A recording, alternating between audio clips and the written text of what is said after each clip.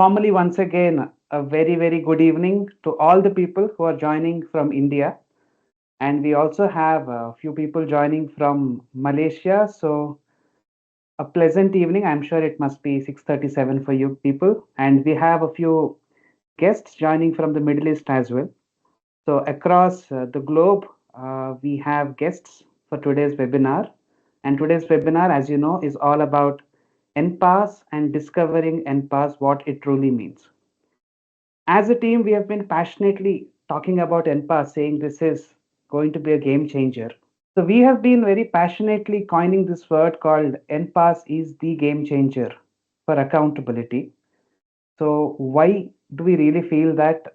I wanted this to come out from Dr. Raj. So today, my name is Shashank. I'm a part of HR Footprints team. I have with me Dr. Raj, who will be taking us through this webinar. But just before we get started, I thought it is fair to just introduce who I am and who what we do as a team very briefly for people who may not be knowing. So my name is Shashank, like I told you. I by qualification I am a chartered accountant. By passion, I have turned into an HR professional, and I do a lot of different kind of I wear a different kind of hat at HR Footprints, where by designation I head the business affairs. So be it the strategy part, the marketing, and the new product development like nPass, I anchor some of these aspects at HR Footprints. So in case you wish to connect on any of those aspects, I'm the guy. And with me, I have Dr. Raj, who is the CEO and founder, Dr. G. Rajkumar, fondly known as Dr. Raj. I'm sure most of you here would be knowing Dr. Raj, so I will not expand too much on his profile. But for people, in case you do not know about Dr. Raj comes with 37 years of experience, predominantly into HR, teaching, and of late, for the past decade or so, he has been extensively in the field of learning and leadership development, apart from being an executive coach to some of the top leaders. And I can go on about Dr. Raj, but this webinar is about nPass. So let me get back to the concept. So before we get started, I will definitely hand over the mic and ask a few interesting questions to Dr. Raj. Some of these questions have, in fact, are not mine. These are the questions that have come from most of you, where you wanted to know a few aspects about what truly is nPass and how is it useful, etc. So what I tried doing is to compile all those questions and build a meaningful conversation. And I'm hoping that is going to happen today. So for the next 35 to 40 minutes, I will be asking some of these questions to really help all of us discover what nPass is. And at the end of the session and my conversation with Dr. Raj, in case there are any other unanswered questions, please feel free to drop in the message on the chat box here. And in case you also wish to add something at the end, even after we answer all the questions, we will keep the forum open for everyone. And as just a couple of points I wanted to add before we get started. Kindly, we value your time, so we wanted to start on time, and we will try to conclude this by 5 p.m. today. I request each one of you to keep your mobiles aside or in silent mode. And just to ensure there is no noise distraction for anyone, we have by default muted all the participants. And after, whenever we open up, we open up the session for conversation, I will help unmute, and you can always drop in a chat. So, Dr. Raj, thank you so much for joining this webinar. I hope we are good to get started. I hope I'm audible because someone was saying I was not audible. I hope we are all audible and we good to go.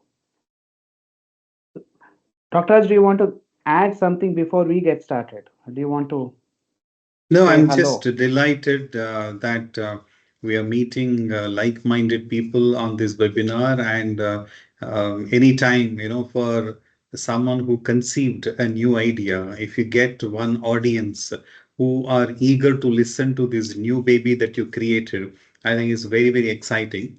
For the last so many years, we've been working on this. Even pre-COVID, actually, we initiated this, but then we gave it a very good shape and a solid testing. It's been all done. So I think we are now in a very good, position to offer this nPAS to benefit various organizations. So this is a wonderful forum for me, who possibly conceived this idea over the many years to share where the thought, germinated. And yeah, I think I'm so excited for this evening.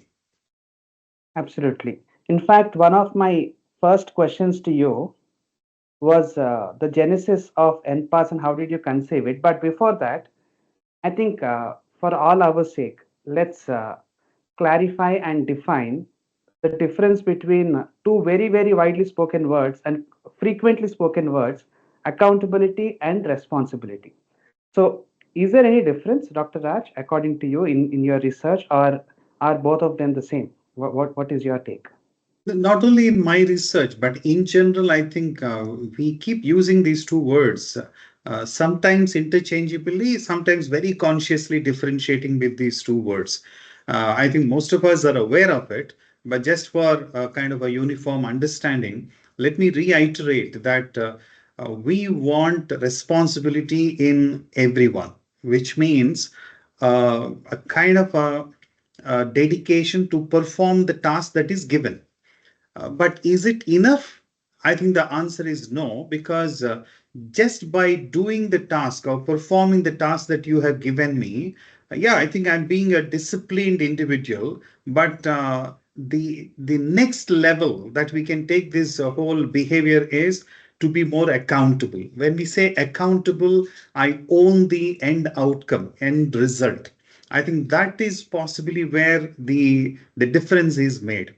Yeah, at a fundamental level, we want responsible people for sure. Of course, in reality, we also find people who are not even responsible. They don't even perform the task that is given to them. So I'm not talking about that irresponsibility or low responsibility. From there, it comes to responsible. But I think we want one more level, and that is accountable. So it's not sufficient to say that I just do my task, let whatever be the outcome. No, I think when I truly display accountability, I also own the outcome and the result. So I work towards that. So I think that's a fundamental difference. If you ask me, in one individual, do I want responsibility or accountability? Definitely, I start with responsibility, but I would also like to see accountability because that is where the end outcome is. Wonderful, wonderful. So, accountability is owning the results, taking ownership Yes. of the Yeah. outcomes or the Yeah. results is Yeah. accountability. Yeah. And Ownership to the task is responsibility. responsibility. Ownership A to the task. outcome ownership is accountability. Perfect. I mean, Wonderful. that's the kind of a fundamental, in a simplistic way, in a very practical way. I think that is how I think we can differentiate these two words, but they have to coexist. Sure, sure. So, nPAS, the abbreviation of nPAS has the word accountability, and that's the reason I started with that question. So, now I would like to decode and maybe extract the juice of each of these letters nPAS, nPAS. And Mhm. in fact, this is one question I wanted to ask you, and probably I would have asked you and you would have answered me, but for everyone, why did you even choose to combine in npass? I know it is net performance accountability score. These are the four letters and their expansion. So why did you choose to combine performance and accountability in one statement? So for that, I would like to understand what is the genesis of npass and how did you conceive this entire brainchild of yours, and thereby how the p and a are beside each other. No, in fact, the genesis of the whole thing was from the task of how do we drive performance in an organization, in a team. So there have been a lot of efforts about how do I enhance performance, how do I create high performing teams, all of that. So, but when we carefully observed, we studied, part of our entire research, finally, I sort of simplified the whole thing into, I think performance in a real time situation is equal to capability multiplied by accountability. I request, please, display that one slide.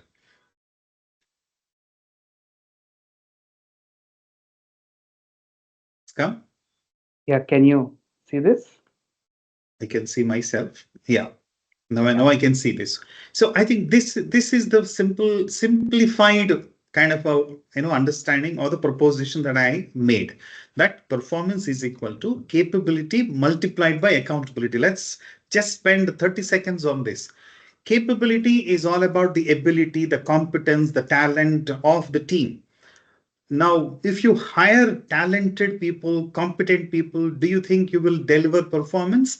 The finding has been a strict no, because such kind of a capability has to come with accountability, a desire to own things, right? I think that is the accountability part which I added in the formula. So capability multiplied by accountability. Now, if you see this combination, I think you will get fascinating kind of scenarios. I request, please, can you just move to the next one? Yes, I think this is, I started calling as a CA matrix. So capability and accountability matrix. So obviously it's a very two by two, I mean, a very well-known kind of a framework. But what is very, very interesting is if you have a combination where you have both of them at the best, right? You have capable people, you have accountable people, people who own, for the results and outcomes. They work towards that. That is where the magic happens. That is where the performance happens. So that is the whole idea. But what if I have capable people, but they're not accountable? Now you have bundle of talent, but somehow they just might say, oftentimes we keep hearing this word, I did my job, I did it very well. But if the result is not coming, that's not my problem. So that clearly shows that I'm a talented guy, but not really an accountable kind of a person. And if you have such things, obviously the performance will be below par. So we need to step up that accountability factor much more. And obviously, I think one of the very important aspect is where you have a lot of desire to own things, but they are not fully talented, or maybe they're not trained enough, etc. So of course, there's another kind of a gap that you need to plug in. And of course, the fourth scenario is where both of them are scored low. You have not so talented people, and they're also not accountable people. I mean, we can very well imagine what would be the scenario of such a particular team. So they don't have competence, they don't have ownership. So life just goes on as long as the organization tolerates. So when I started seeing this whole thing, and if you can just go back to the previous slide, I understood and I observed that for capability assessment, we do a lot of things. We call it as interview, functional interviews, observation of people on the job, or psychometric tests, technical tests, development centers, 360-degree feedback. Plenty of plethora of kind of tools possibly are available for capability assessment. But that is not suffice to deliver performance. We need the other factor, which is accountability. And that is where I felt I think we need to have some mechanism, some process of measuring, giving a quantitative figure, a score towards accountability as well. If you're able to balance both capability and accountability, that is how I think we would like to deliver performance in a given context. So that was the genesis. That why not we come up with a tool that measures accountability, which is an integral part of our performance equation. So that is how nPAS originated, Net Performance Accountability Score. So that's a kind of little long story, but that is a thought process. Yeah, yeah. Thank you. So I understand the NPAS P and A is performance accountability, and there is a measurement here. So that Yes. kind of brings me to my next question. So we discussed about P and A first, the middle part. What is the score here? And then why are you calling the score as a net score? So what is it net of? Yeah, so once we decided that let's come up with a tool, and primarily it is a survey tool. So let me just clarify, it is a survey tool. It is done as an organization-wide survey where all employees that we decide will participate in this survey, which is very anonymous kind of a survey. We set it up very, very easily, online setup, and we get that. And when we get all the responses, we found a mechanism, a formula of summarizing the whole complexity into one simple number.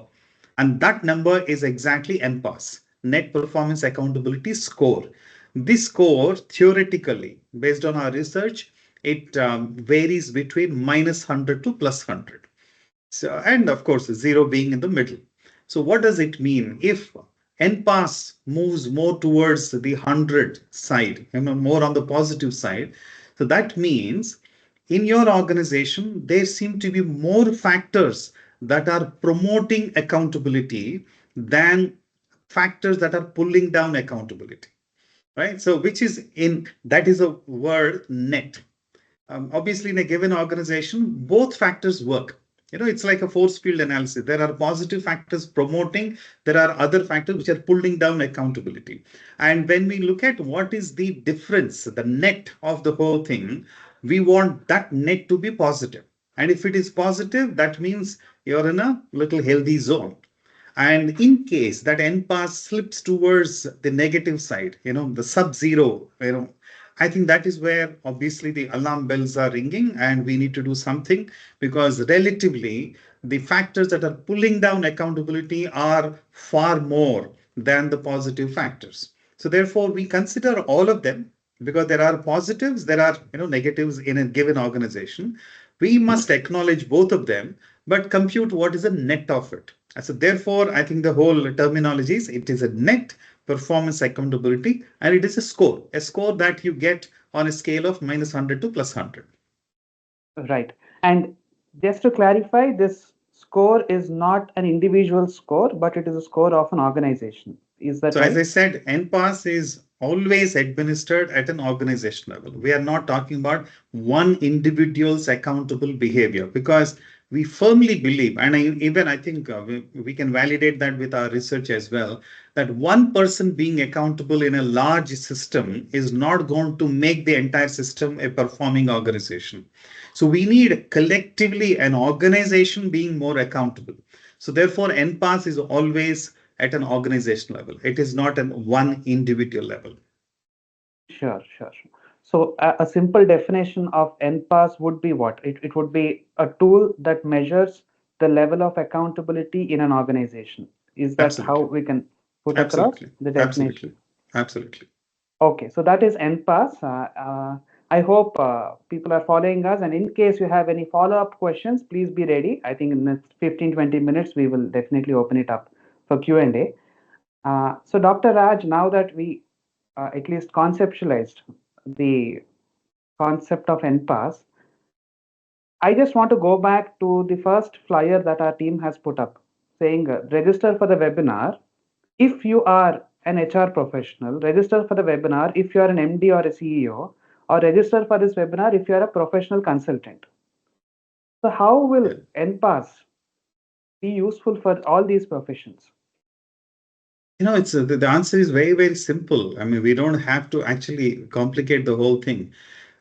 Who out of the list that you mentioned, either the HR manager or a HR leader or a promoter, managing director, business head, who in this list is not interested to deliver performance at an organization level?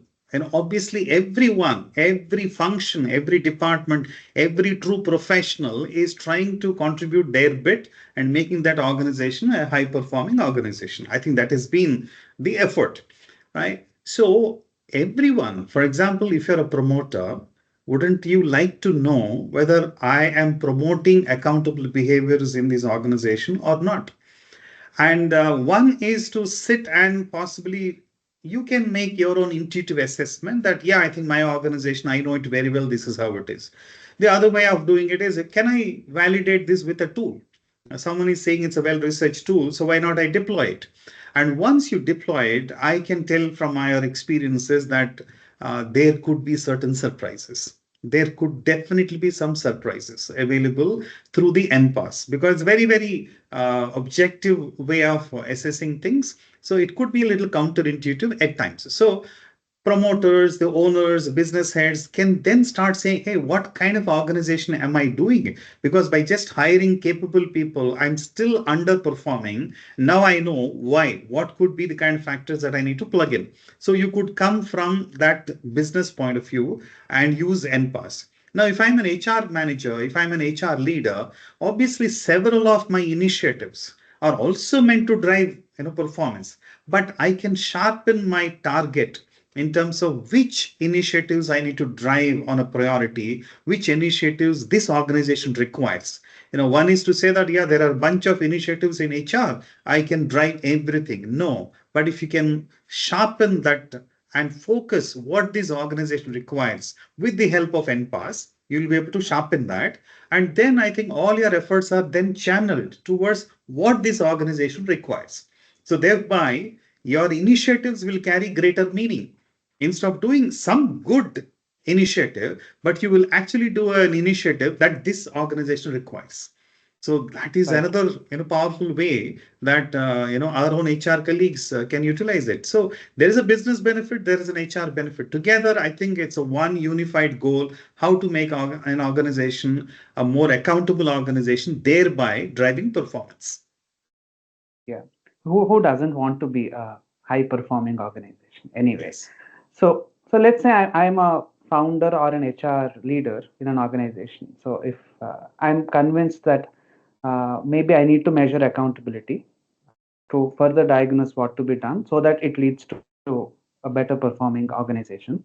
What should be my let's get into the process of how to deploy npas as a tool in the organization.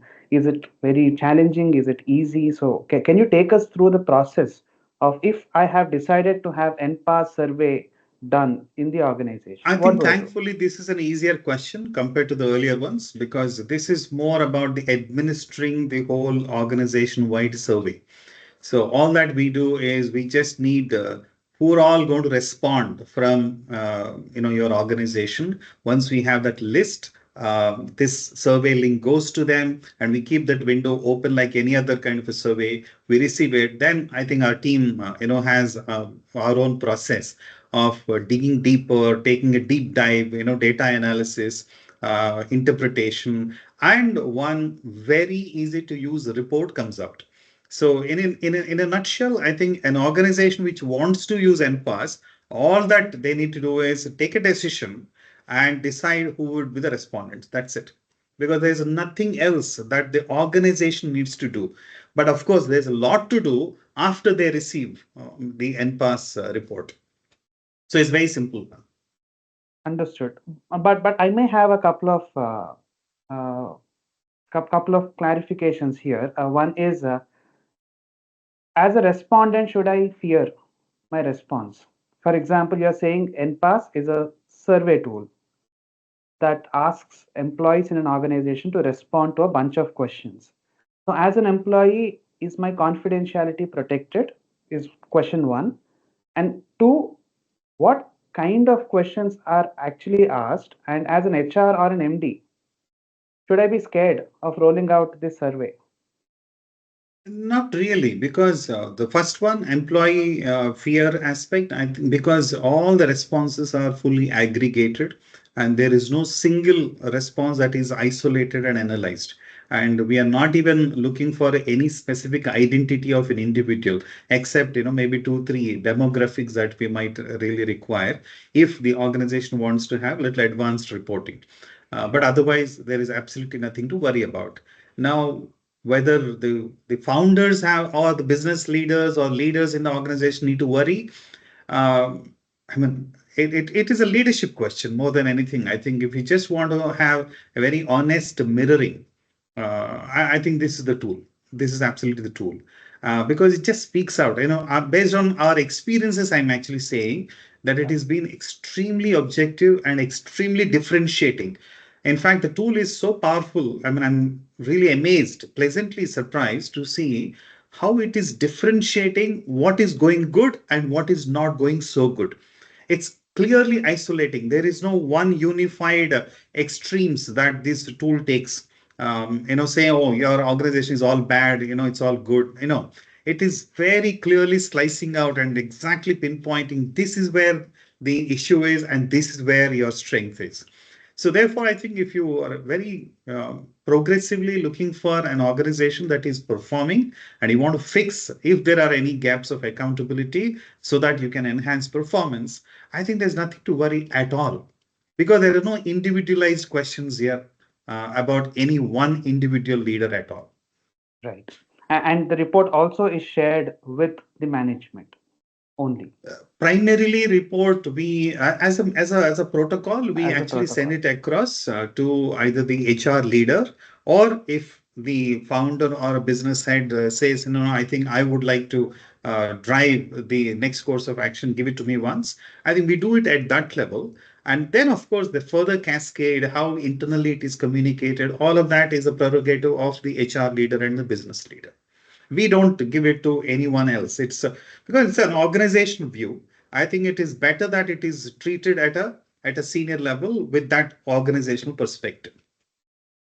Got it. Got it. So nPAS, can any organization take nPAS, or is there a criteria? Is it more sector agnostic, or is it designed for IT, or is it designed for manufacturing? Is there a minimum threshold? I think these are some of the questions which are frequently asked. I thought maybe you can clarify them. Definitely, I think it is industry agnostic. It is location agnostic because we have tried. We have tried it in multicultures and multiple industries and different. All that it requires as of now. As of now, I think one limitation of NPAS would be that right now it is administered in English. So that's the one part. And if we need to make it available in other languages, I think that is where we need to do a little bit of validation once again. But for that, I think it can be administered anywhere, subject to.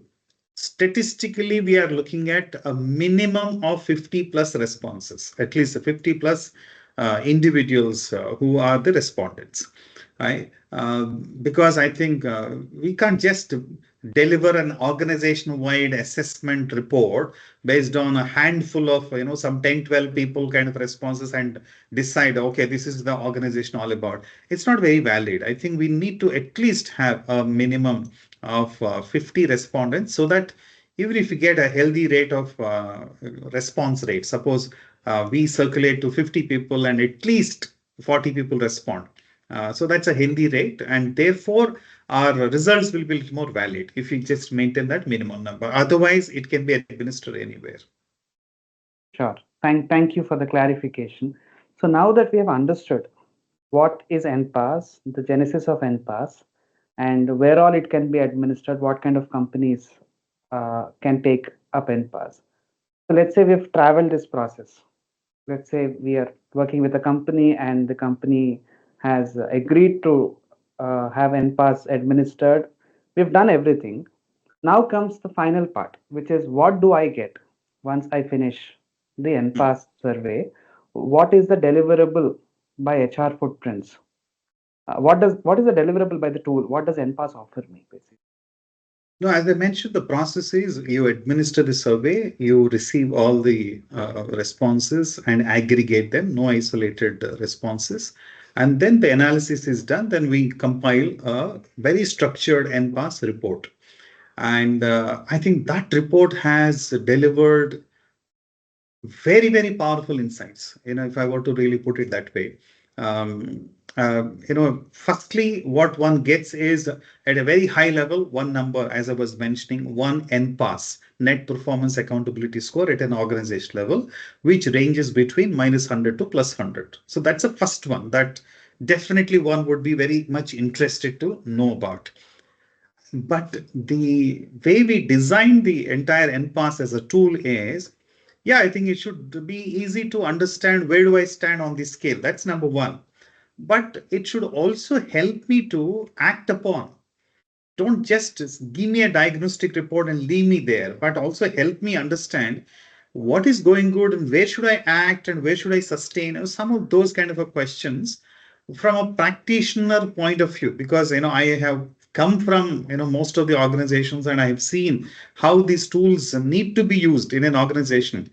Yeah, I mean, one is to say that we just have headline, our NPAS is so much.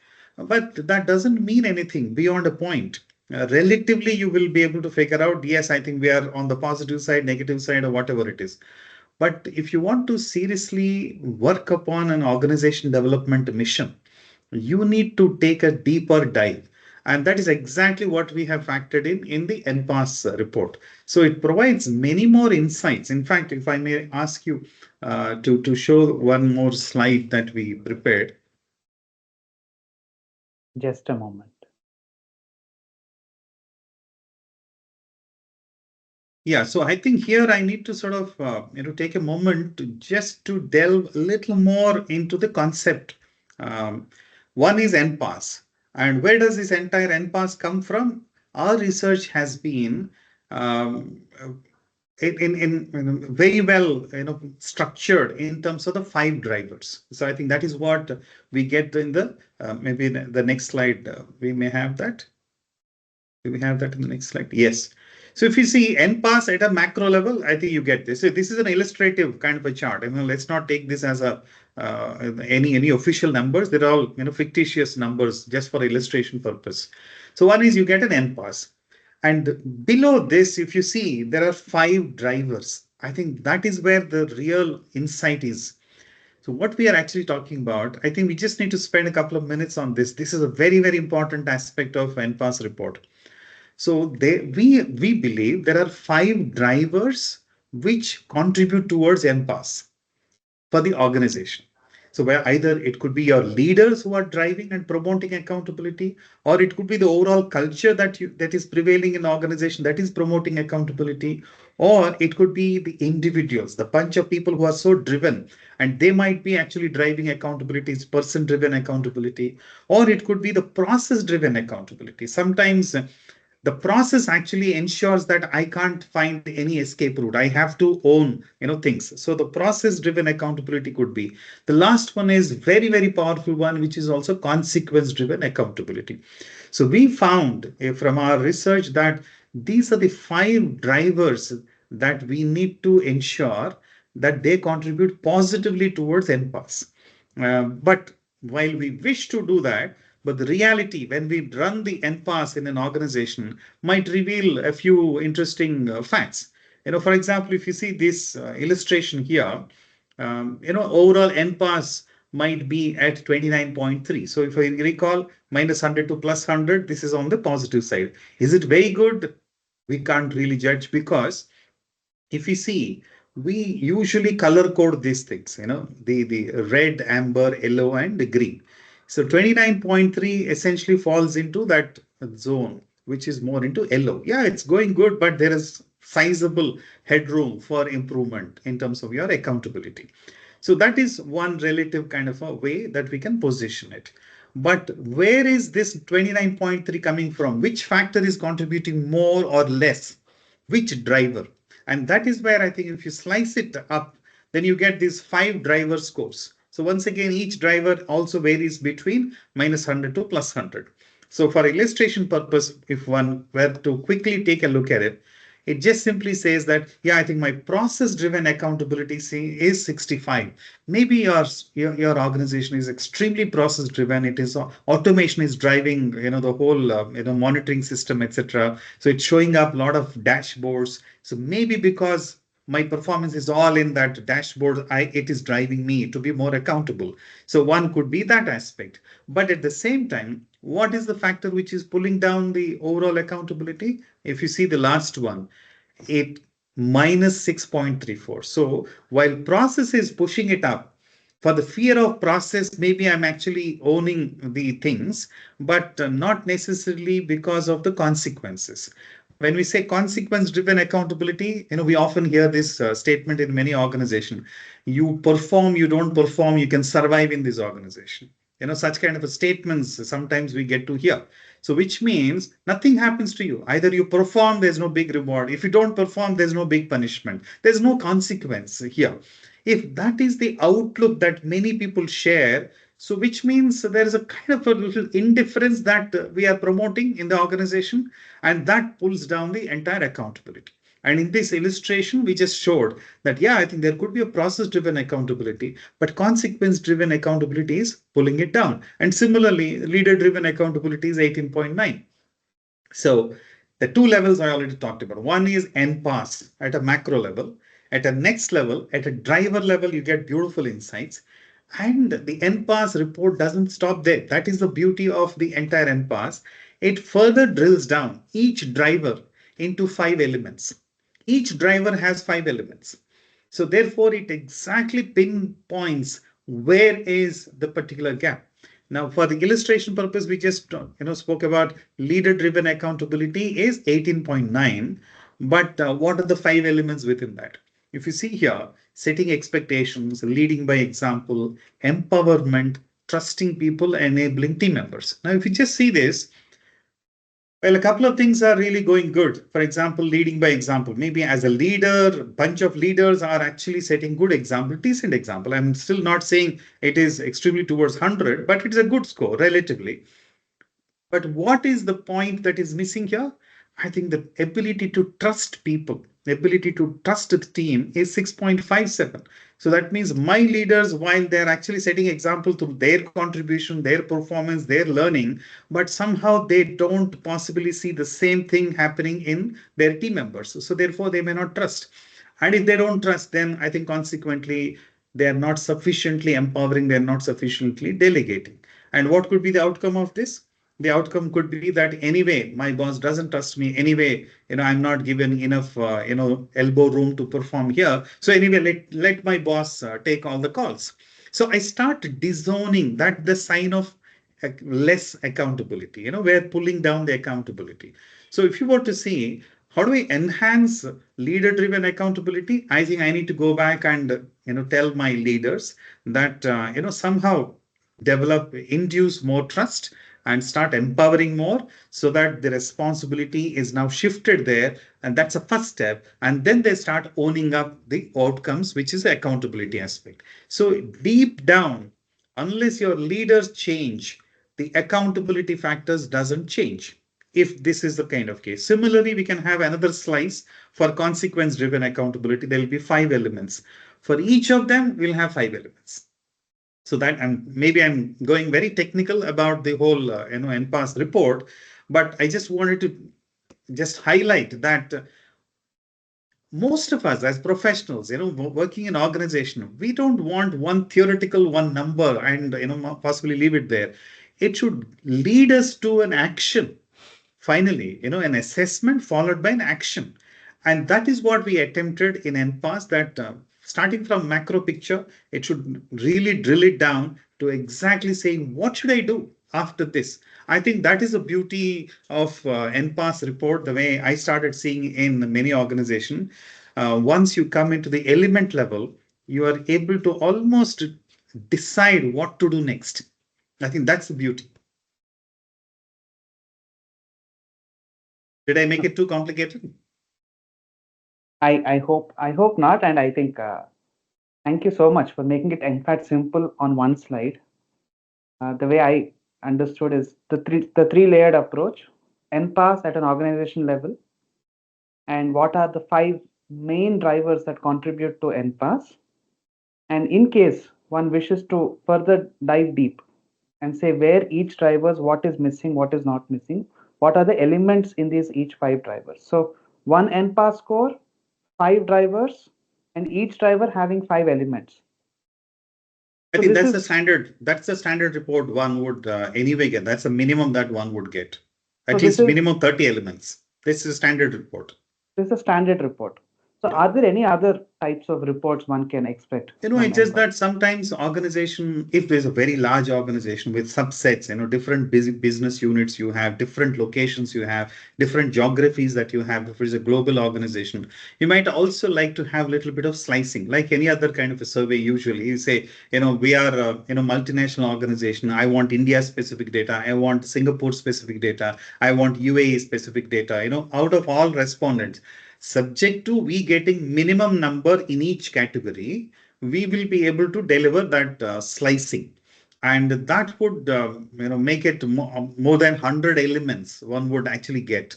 If one were to use an advanced reporting, yeah, I think easily, I think there could be 100 elements. The standard one itself will give about 30 element data, but advanced, I think, would be 100 plus actually. So with so much of data and information in my hand, uh, how can I not get overwhelmed?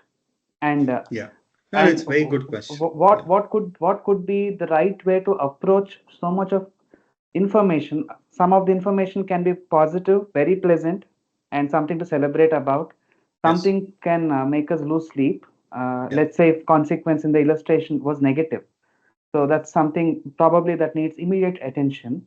But when there are 30 parameters, how do I process? So, do you suggest a mechanism of how one should process the report and how can an organization take the insights forward? While I say that 30 elements and 100 elements and all that, but the way I think we try to structure nPAS as a report is fairly self-explanatory. If you see each of them, I think take a pause at every driver level and then see which element seems to be going well and not going so well. So if you want to start looking, zoom in a little more and start prioritizing. So, right, you get a list of things to do, but then I would strongly recommend, I think we should prioritize. This is what I think some of the organizations started doing, after the nPAS is over. They say, I think we listed down, there are, I think, maybe 7 or 8 areas that we need to tighten, but obviously we can't do everything together. So let's pick the top 2 or 3 items and start working something on that. The best approach is prioritize and focus on those 2 3 areas specifically and ensure that all your initiatives, as I was mentioning earlier, let it be business initiatives or the leaders or HR, I think we can sort of choose to put all our energies behind those 2 3 specific initiatives and see that things are actually changing on the ground.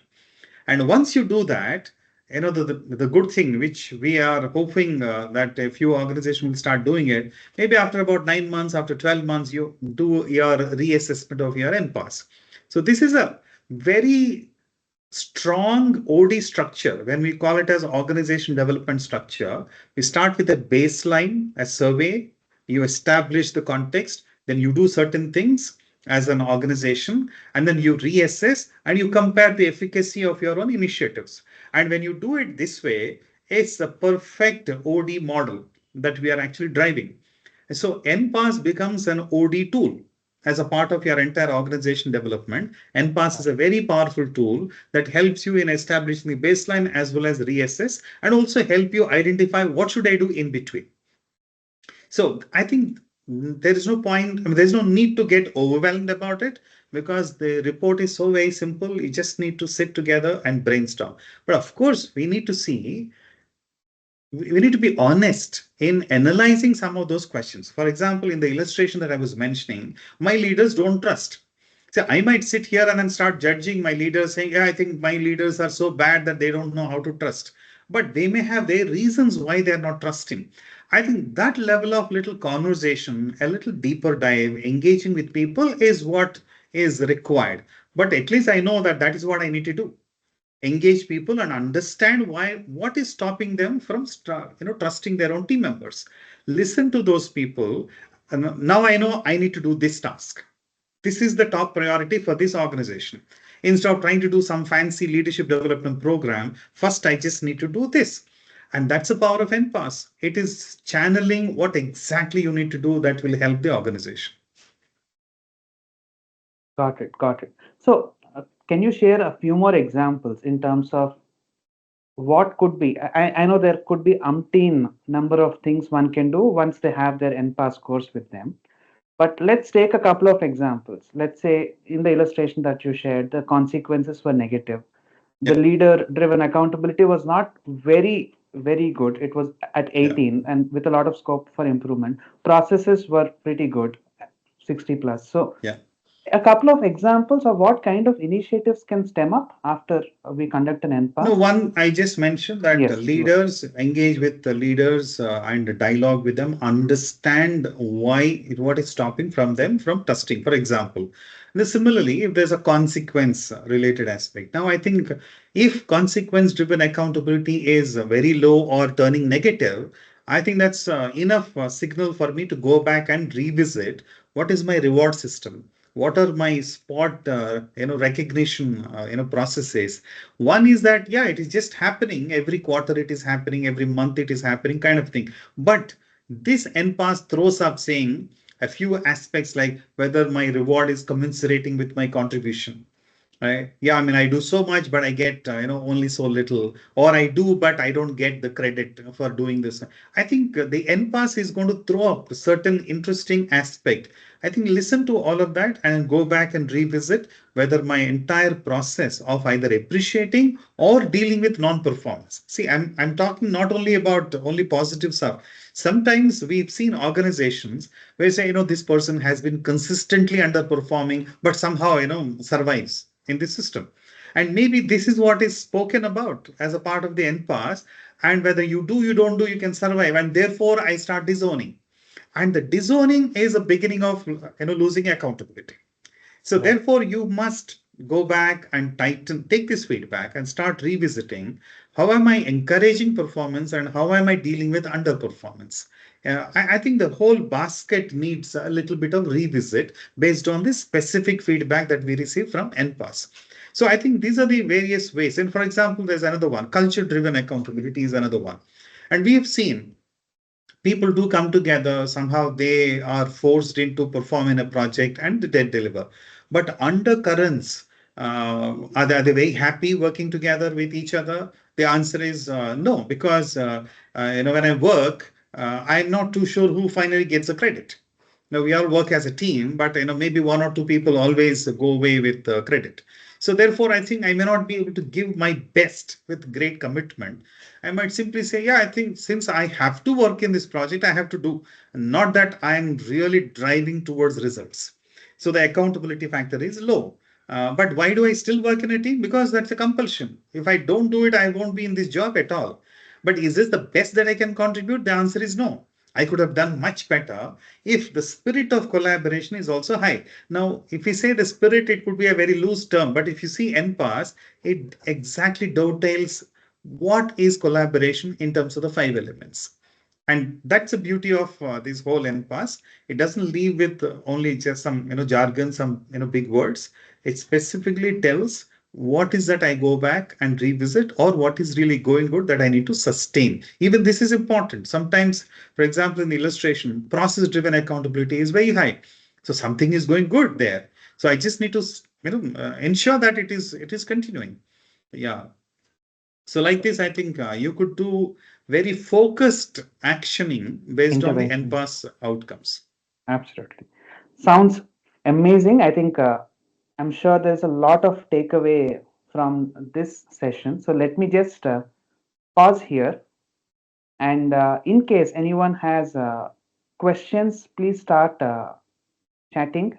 And I will read out the question for Dr. Raj and we can explore. In the meanwhile, Dr. Raj, just allow me a moment where I have a few questions already during registration and just going through some of them and seeing if we missed answering any of those questions because the conversation we both had is derived from the questions that we got during Yes. registrations. So, yeah, there is one question which the participant asks apart from measuring accountability, can it be trained and inculcated in employees? How much of it is inherent, the traits of the employee versus the culture of the organization? Was the question. No, this is exactly the type of questions that reinforce my belief in NPAS as a tool. Because this is exactly the question which we have factored in person driven accountability. One of the five drivers is this. So yeah, I mean, there are sometimes you are so lucky, or maybe you are so good in your hiring process that you picked people who naturally, inherently come with that sense of ownership. that anything I take up, I must see the end of it. I must really take it to a very logical end, kind of a drive. If you're able to discover that, yeah, I think that's fantastic because your person driven accountability will be high.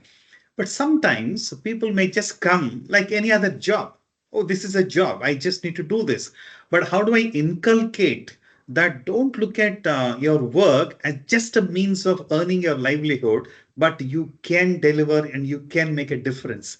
Yeah, I think that perspective towards work, I think that is something sometimes people may require a little bit of orientation, a bit of inspiring sessions by leaders and some speakers, etc., could just help them to connect their own regular work with the outcome. The moment I'm inspired towards that, then I think my person driven accountability can be higher. So yeah, I mean, if you're lucky if you can hire more of such people. If you're not, then at least invest in educating people, inspiring people, so that person driven accountability enhances the overall NPAS. Super. Thank you. There is one more question where the participant asks how accountability and responsibility can they be owned by two separate people? Like, can one have responsibility, other demonstrate accountability? So, In what a would leadership context, when we encourage leaders to start delegating, we usually tell them that please give responsibility to your individuals, but accountability rests with you. So, in the sense, you're giving a new task for your team member to try out, which the person is learning and trying to do their best. And you do it with all responsibility. Whatever happens, the consequence, the result of it, don't worry, I will own it.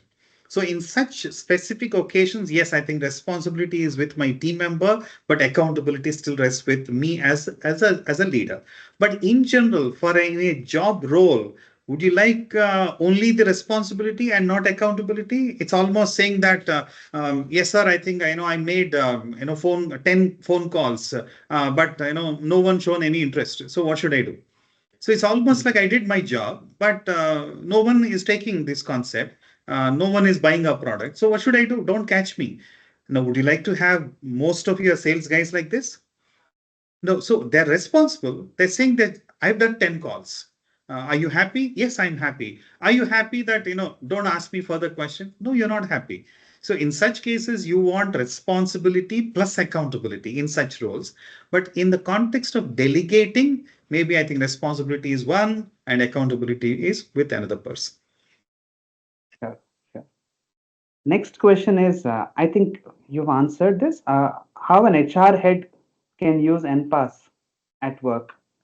I think you've answered this. Yes, yes. Yeah. Yeah. So in fact, since this question also came up, I wanted to uh, speak something very important for this webinar. First of all, thank you to all, not just HR heads, but whoever is part of this wonderful webinar.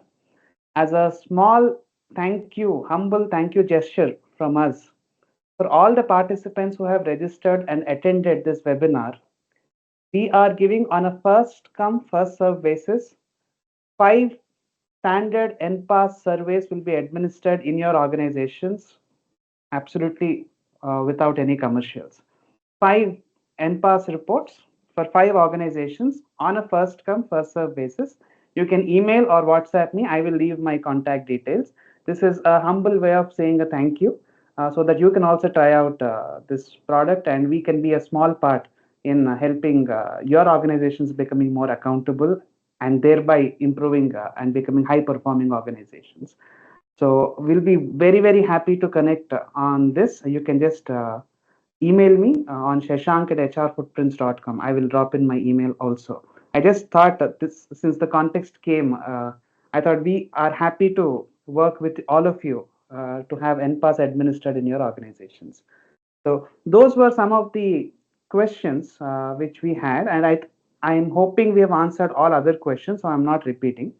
I will now take a few questions and pass it on to Dr. Raj. Mr. Srinivas is asking, what is the cost of administration of NPAS? Mr. Srinivas, I will reach out to you in person. I will share a concept note first. and we will discuss once we understand the size of your organization and the kind of time, whether what kind of reports you would like. We can always explore, and I will be able to help you with the costing and the commercials part.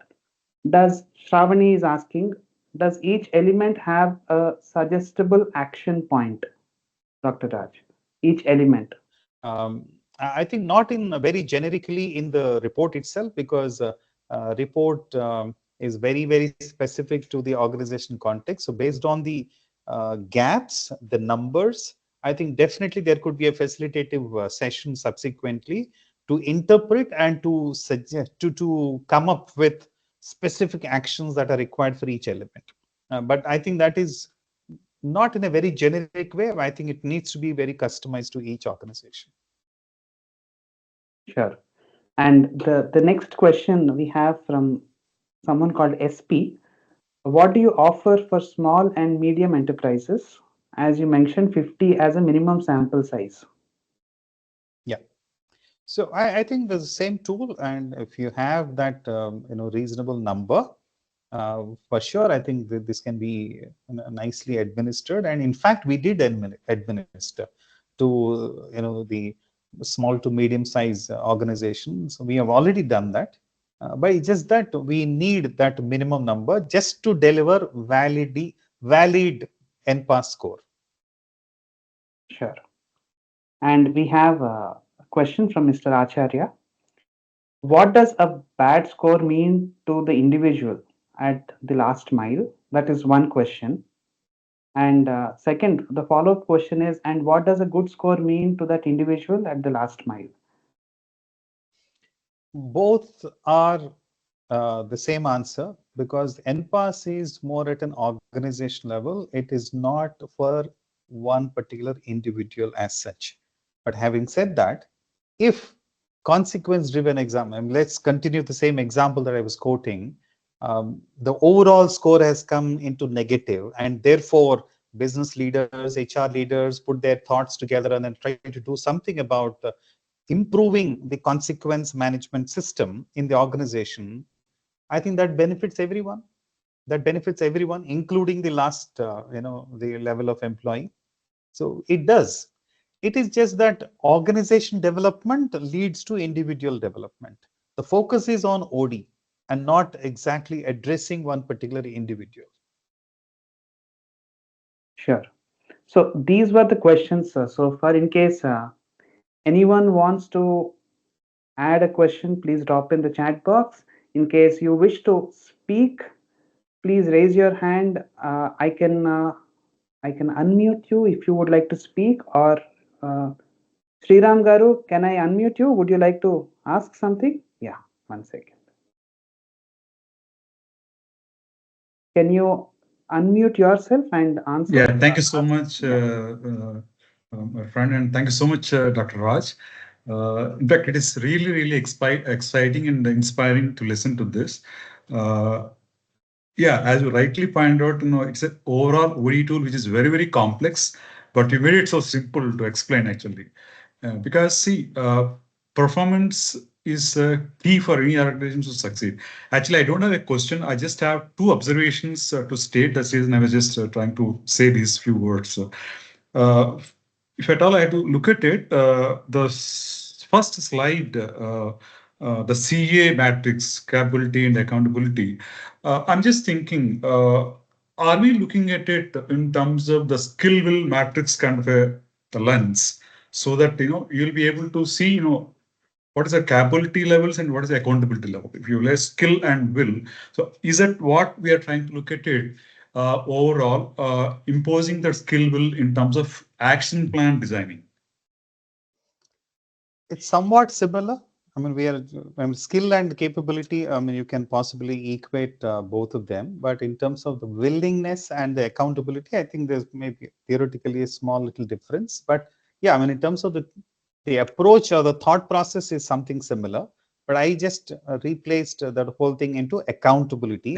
Is more ownership towards results, not just yeah, I think I'm happy doing this. That is willingness. No, not just do that. That's not good enough. I want you to own things. Own it. Now, do whatever it is required till you achieve the result.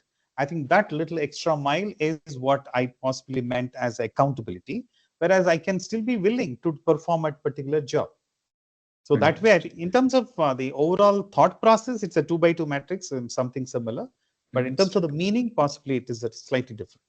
Great. Thank you so much. So one more observation, like basically when you say you are doing it in the form of a survey, so how many questions will be there in the survey in general? I think there are 50. 50. Okay. 50. And it is a score number, not any percentage. No, no, Okay. it's absolutely a scored number. And I think in our experience, I think if someone is very sharp, I think they would finish it in 15 minutes. If someone is were to just slow, I think maybe over 20, 22 minutes, not more than that. Again, I am coming out onto this basically on the way the mind thinks patronizing manner.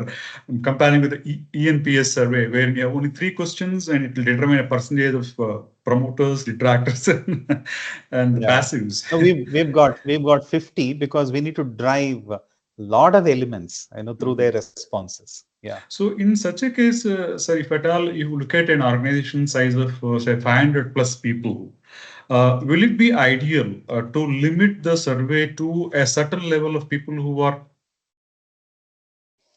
we wouldn't recommend that. Or responsible? Yeah, we wouldn't recommend that. I think unless you have, for example, in manufacturing organizations, we have two distinct kind of a group of people.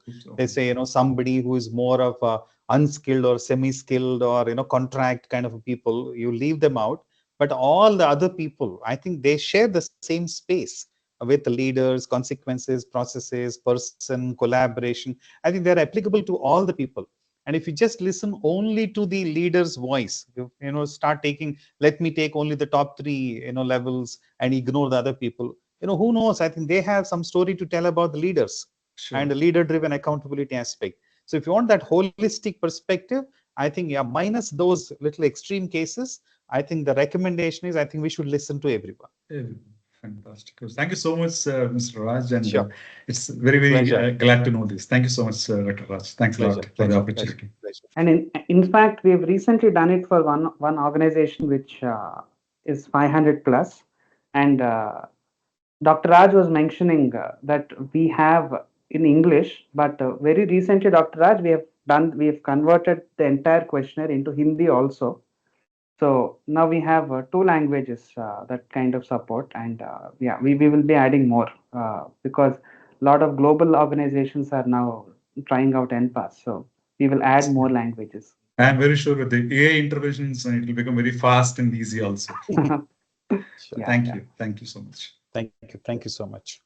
So in the interest of time, I think it's 5:06. So we said we will conclude this at 5. Maybe a last 1 or 2 questions, and after that, I'm sure you can drop in an email to us or a WhatsApp, and we'll be very happy to connect with you. But maybe just to conclude, before I again ask Dr. Raj to give his final words, but before that, any 1 or 2 questions? You need to make it easy for them to reach your mail ID and all that you were mentioning. I just dropped in my email and WhatsApp on the chat. We will also be sending an email to each one of you with our contact, so we can stay in touch over the emails. Yeah. Okay. Sure. So I think for now we have these many questions, and so Dr. Raj, that brings us to the close of this webinar for now. Before we again have a series of webinars on accountability and performance, diving deeper into this topic. But I'm sure this has been a good intro for all our audiences in getting a brief about what is nPAS and why is it truly a game changer in the area of performance management. So thank you one and all for participating, taking your time, showing interest as fellow professionals to understand what this is.